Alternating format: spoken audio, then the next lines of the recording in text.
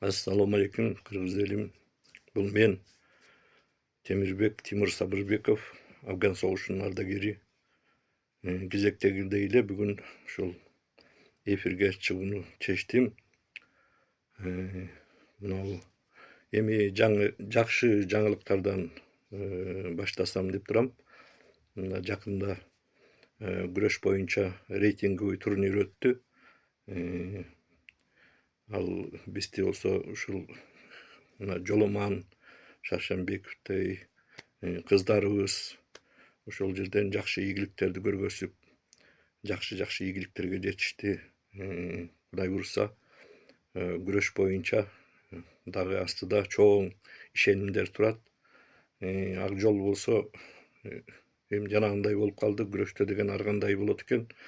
Ага өкүнбөш керек, баардык жакшылыктар, ийгиликтер астыда. Иним ак жол. Ошондой жаңылыктар менен кошо дагы бир чоң событие болду. Бул дүйнөлүк чемпионат футбол боюнча. Ачыгын айтканда мен дагы ошол күйөрмөн болдум. Күйөрмөн болуп Испания менен Аргентина аябай болеть этип, бул жактан мен ачыгын айтканда Мессиге мындай көбүрөөк эме кылгам. Көптөн берки биздин кумир. Бирок Испания техникалык жактан аябай мындай даярдыгы бар экен. Ошол жагы менен ошо чемпион болушту. Эми өзүбүздүн баягы ички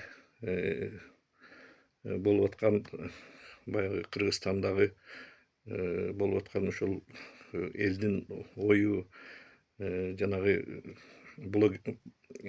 блогерлердин сүйлөп аткан сөздөрү, ошол боюнча мен дагы өзүмдүн жеке оюмду айткым келди. Жанагы Кытай маселеси боюнча, жана жер боюнча ошентип жанагы элдерди дүрбөлөңгө салып, түшүнүп түшүнбөй эле, эмне болуп атканын билбей эле баягы эмеге соцсеттерге чыгарып, анан кийин паникага алдырып, же өзүнүн көргөзгүсү барбы, кээ бирөөлөр ушундайды жакшы көрүшөт да. Эми биздин кыргыз элинин башынан эмне гана өткөн жок. Биз деген өнүгүү жолунда бараткандан кийин ошого кайра биз ошол туура жолду тандап, ошо өнүгүү жолуна кеткенге мындай жол ачышыбыз керек да. Президентибиздин мынакей астыда мында коюп аткан саясатын колдоп, элибизде тынччылык болуп туруш керек. Анан кичинекей эле эмеден баягы орустар айткандай с мухи слона деп коет го, кичинекей нерсени монтип жаңжал чыгарып, анан кийин баарына мындай экен, анан түшүнүп түшүнбөй ар ким ар кандай эмелерди жасат да. Бул деген ошо баш мыйзамда бар. Мен деле как юрист катары мен аны жакшы билем. Баягы 90-жылдардан кийин эле ал кабыл алынган. 49 жылга жерлер берилет депчи. Бирок ошол берилген жерлерди бирок ошону көбү иштеткен эмес экен да. Көбү ошо бойдон башка жолдор, ыкмаларга салган, өзүнүн кызыкчылыгына колдонгон. Ошон үчүн азыр мынакей президентибиз ошону көзөмөлгө алып, кайра жаңы мындай жол менен ошол жанагы иштетпегендерди ошо токтотуп, поэтапно деп атат да. Этапно 10 жылга берилет экен, анан көрөт, анан кийин 25 жылга узатат экен. Анан кийин жакшы эме кылса 49 жылга узатып берет. Мен эмнени айтмакчымын? Биз өнүгө турган болсок, сөзсүз бизге инвестор керек да.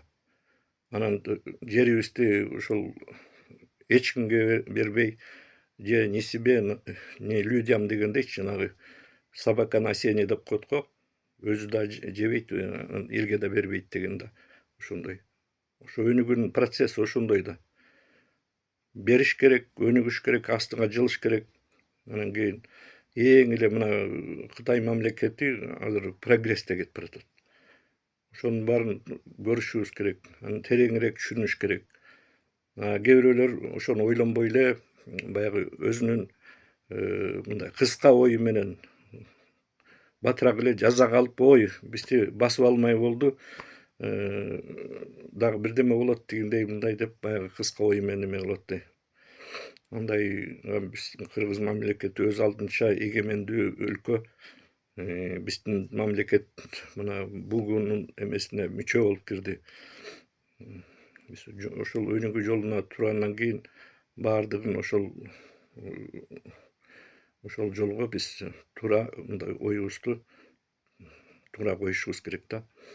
Кыргыз элибиз мынакей кандай гана эмнелер болгон жок, событияларчы. Башыбыздан көп нерсе өттү. Ошон үчүн ушул мынакей азыр чоң проекттер кирип атат. Жанагындай эме саясат эң негизгиси